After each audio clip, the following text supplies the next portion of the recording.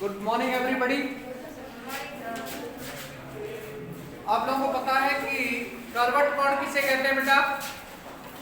जिस कोण पर आपका घुमाव हो, देखो जहां कहीं भी मोड़ होता है सड़क पर, जहां कहीं मोड़ होता है वहां करवट कोण की चर्चा निश्चित रूप से होती है। मान लो कि ये आपके पास कोई सड़क है जिस पर घुमाव है, ठीक है?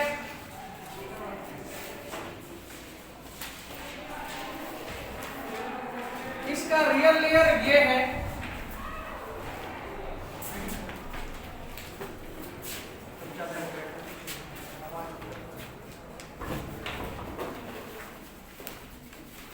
रियल लेयर तो ये है बेटा, लेकिन बाह्य सतह को कुछ उभारा जाता है बाहर की तरफ।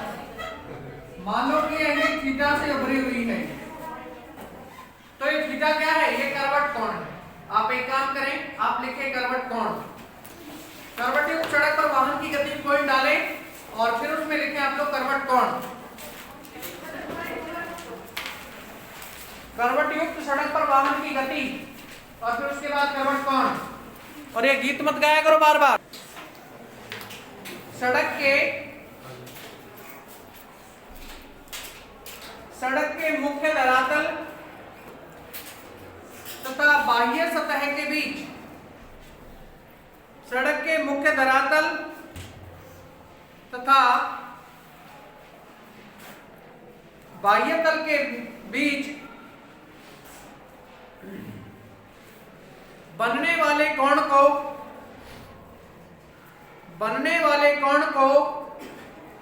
करवट कोण कहते हैं। करवट कोण कहते हैं। देखो आपके सामने ये करवट कोण बना हुआ है। इस पर मान लीजिए कि मैं एक ये वाहन रख रहा हूं बेटा, बस इसका आगे का पोर्शन बना रहा हूं मैं छोटा सा, बस ये बन गया, ठीक है? इस पर नीचे की तरफ कौन सा बल काम करेगा? mg भार बल काम करेगा भाई। कौन काम करेगा? mg भार बल। आपको बता देता हूं, इसकी त्रिज्या स्मॉल r है इस सड़क की। इस mg के जस्ट अगेंस्ट डायरेक्शन में, मतलब इधर, क्योंकि इधर से घूम के आ रही है ना सड़क, यहां पे अभिलंब प्रतिक्रिया बल कैपिटल R होगा। जिस तरह से ये कोण थीटा है, ठीक उसी तरह से यहाँ पे भी कोण थीटा है, और इसका R cos थीटा घटक ऊपर की तरफ यहां लगे। इसका R sin थीटा कहां लगेगा? वो यहां लगेगा बेटा, R sin थीटा। क्योंकि हमेशा R cos थीटा और R sin थीटा के बीच में बनने वाले कोण का मान 90 डिग्री होना चाहिए। इसके अलावा fs cos थीटा और fs sin थीटा, ये घर्षण बल के घटक होंगे जो क्रमशः साइड में और नीचे की तरफ काम करेंगे। आपको पता होना चाहिए कि इस वाहन पर दो प्रकार के बल ही मुख्य रूप से कार्य करते हैं। एक तो इसका भार बल और दूसरा इसका अभिलंब प्रतिक्रिया बल। बाकी इसके अलावा जो और घटक हैं, ये सभी इनके सहायक जरूर हैं, लेकिन वास्तविक बल नहीं है। देखो आप,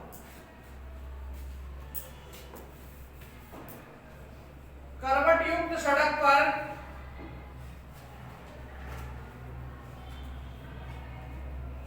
आपको अभी किसी को भी लिखने की आवश्यकता नहीं है बेटा, आप केवल सामने ध्यान देते जाइए। करवट युक्त सड़क पर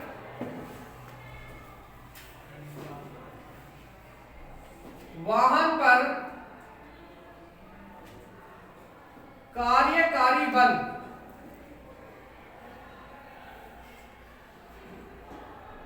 mv² r केंद्रीय बल है ये, बराबर R sine theta plus F S cos theta. समीकरण बेटा 1 हो गया। ये भार नीचे की तरफ लग रहा है ना, नीचे की तरफ लग रहा है भार, और एफ एस साइन थीटा भी नीचे की तरफ ही लग रहा है, लेकिन आर कॉस थीटा ऊपर की तरफ लग रहा है, तथा mg plus F S sine theta बराबर आर कॉस थीटा। ये एफ एस साइन थीटा इधर अच्छा नहीं लग रहा,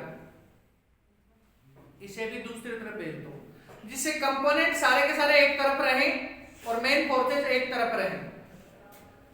तो mg is equal to R cos theta, minus में जाएगा उधर ये F S sine theta. Equation number 2 हो गई बेटा।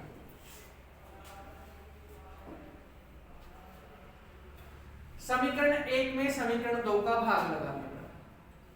क्यों? क्योंकि हमें इस वाहन की अधिकतम सुरक्षित चाल का मापन करना। पहले कर्वयुक्त सड़क पर कार्यकारी बल है, अधिकतम सुरक्षित चाल मापनी है कि भाई कितनी तेज ये जा सकता है और दुर्घटनाग्रस्त ना हो। अधिकतम सुरक्षित चाल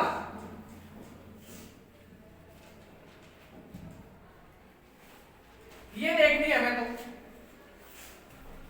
तो समीकरण 1/2 से समीकरण 1/2 से इसका मतलब है कि समीकरण 1 में समीकरण 2 का भाग लगा दो सिंपल वे में। mv²/r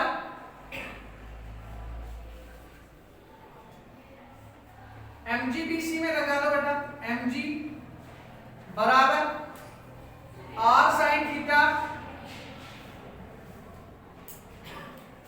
plus F S cos theta. Upon में आ जाओ, अपॉन में ये लिख दो आर कॉस थीटा माइनस में F S sine theta. Adjust हो गई आप लोगों की समीकरण, ठीक है। एफ एस बराबर आप लोगों को मैंने घर्षण जब कराया था तो स्थैतिक घर्षण में कराया था कि एफ एस बराबर म्यू एस आर। चूंकि एफ एस बराबर म्यू एस आर बराबर म्यू आर लिख देता हूं मैं इसे, बराबर म्यू आर लिख दिया इसे।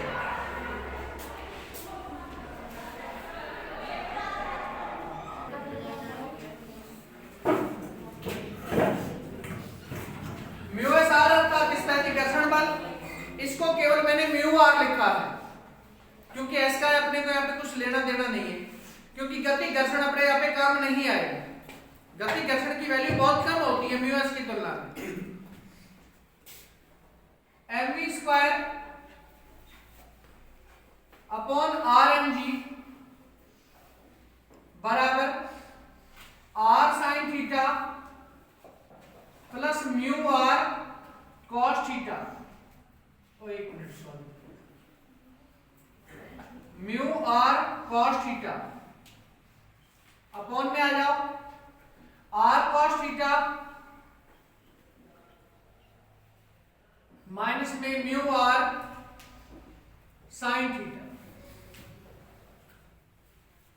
बेटा इसमें से आर को कॉमन निकाल लो और इधर से एम को कैंसिल कर दो। यहां से तो आर को कॉमन निकाल करके कैंसिल कर देंगे और यहां से एम को बाहर निकाल करके, सॉरी एम को तो ये कैंसिल कर देंगे। तो अपने पास आ जाएगा कि v² अपॉन में आर जी बराबर आर बाई आर, ब्रैकेट में बच गया भाई, यहां पे केवल साइन थीटा बचा है तो साइन थीटा प्लस में यहां पे केवल म्यू कॉस थीटा बचा है, म्यू कॉस थीटा अपॉन में आ जाओ, यहां पे केवल cos थीटा बचा है, cos थीटा माइनस में यहां केवल म्यू sin थीटा बचा है, तो इसे रख लो म्यू sin थीटा। अब r से r को तो काट देंगे और RHS साइड में जो भी कंपोनेंट्स हैं उन सबके नीचे cos थीटा का भाग लगा देंगे, तो v² अपॉन rg बराबर r को गया sin थीटा बटे में cos थीटा प्लस में म्यू cos थीटा बटे में cos थीटा अपॉन में आ जाओ cos थीटा बटे में cos थीटा माइनस में म्यू sin थीटा बटे में cos थीटा। हर जगह एक ही कंपोनेंट का भाग लगाना है। जैसे जब आप लास्ट में जाओगे इस फिजिक्स में तो एक आएगा आप लोगों का वान डेर वाल बल और एक आएगी वान डेर वाल ध्वनि। ध्वनि में डॉपलर प्रभाव आएगा। ध्वनि में डॉपलर प्रभाव में हर जगह साइन वैल्यू यूज होगी, अर्थात वहां पे हर जगह साइन का भाग लगा हो गया। यहां पे अपने पास कॉस वैल्यू यूज हो रही है, अर्थात कॉस का भाग लग रहा है। देखो v² बराबर बेटा rg को उधर दे दो, क्रॉस में जाएगा ना, गुणा में rg sin थीटा बटे cos थीटा को मैं लिख दूं tan थीटा प्लस में केवल म्यू बचा अपॉन में आ जाओ, यहां कुछ भी नहीं बचा, एक बचा केवल एक माइनस म्यू tan थीटा। ठीक है, तो v की मैक्सिमम वैल्यू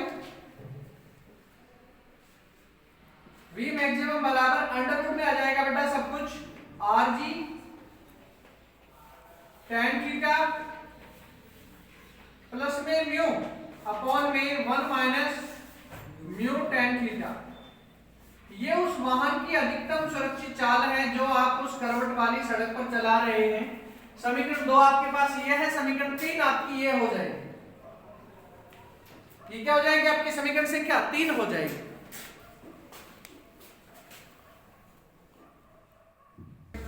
देखो भाई, इस वाहन की न्यूनतम सुरक्षित चाल निकालेंगे। समीकरण 3 को तो क्या कहते हैं? अधिकतम सुरक्षित चाल की समीकरण कहते हैं समीकरण 3 को। अब न्यूनतम सुरक्षित चाल निकालनी है। वाहन की न्यूनतम सुरक्षित चाल, न्यूनतम सुरक्षित चाल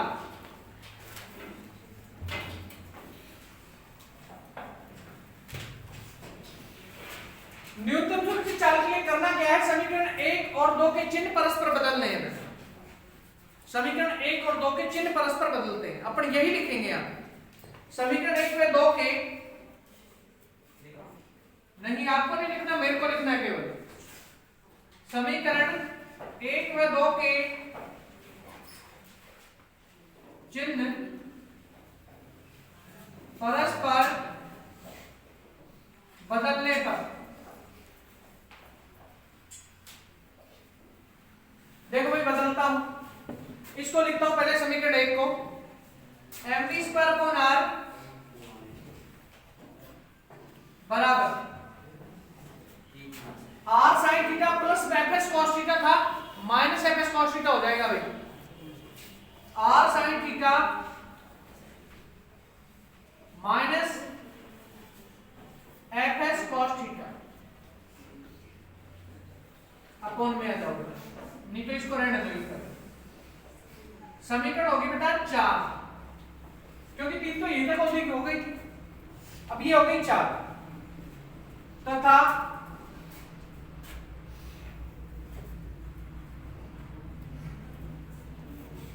mg बराबर, इसमें बेटा माइनस है यहां पे, इसका क्या होगा? प्लस हो जाएगा r cos थीटा प्लस में fs sin थीटा। समीकरण होगी बेटा ये 5। समीकरण 4 में समीकरण 5 का भाग लगाने का मतलब समीकरण 4/5 से समीकरण 4/5 से हमें काम सारे वही करने हैं जो इसमें किए हैं, केवल इनके चिन्ह बदलने के अलावा। mv² mv² बराबर r sin theta minus fs cos theta upon में r cos थीटा प्लस में fs sin थीटा। अब इससे आगे fs बराबर म्यू आर, चूंकि fs बराबर म्यू एस आर बराबर म्यू आर, तो जहां fs आप लोगों को नजर आ रहा है वहां पे म्यू आर ऐड कर दो। mv² अपॉन rmg बराबर r sin थीटा माइनस में mu R cos theta upon में r cos थीटा प्लस में म्यू आर sin थीटा। अब क्या करना है, r को कॉमन निकाल के काटना है, इधर m से m को काटना है और इस समीकरण में किसका भाग लगाना है, cos थीटा का भाग लगाना है। किस साइड में, RHS साइड में। ये सारे काम एक साथ करता हूं मैं। v² rg बराबर sin थीटा बटे में cos theta minus mu cos theta बटे में cos थीटा अपॉन में आ गया। यहां पे cos थीटा बचा है केवल, cos थीटा बटे cos थीटा प्लस में म्यू sin थीटा बटे में cos थीटा। 3-4 काम एक साथ कर दिए हमने। तो v² rg बराबर ये tan थीटा में बदल जाएगा माइनस में म्यू अपॉन में 1 minus mu tan theta, mu tan theta, हाँ प्लस होगा। rg को उधर ले लो, v² बराबर rg tan थीटा माइनस में म्यू अपॉन में 1 प्लस में म्यू tan थीटा। तो v की मान मिनिमम, v मिनिमम बराबर अंडर रूट में रख दो बेटा इसे, rg tan theta minus mu upon में 1 प्लस म्यू tan थीटा।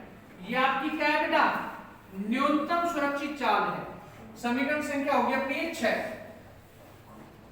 आपको बता देता हूं, इनमें से चाहे तो अधिकतम सुरक्षित चाल आप लोगों से पूछी जाए और चाहे न्यूनतम सुरक्षित चाल आपसे पूछी जाए, एक क्वेश्चन हर वर्ष आता है, चाहे अधिकतम सुरक्षित चाल का आए और चाहे न्यूनतम सुरक्षित चाल का आए। ठीक है, तो अब आपको ये लिखना है, इन दोनों समीकरणों को क्रमशः करवट युक्त सड़क पर अधिकतम सुरक्षित चाल और न्यूनतम सुरक्षित चाल की समीकरण कहते हैं। That's all. लिखो बेटा इसे फटाफट। चित्र आपको वापस से नहीं बनाना है, यूं का यूं काम करना है, करिए।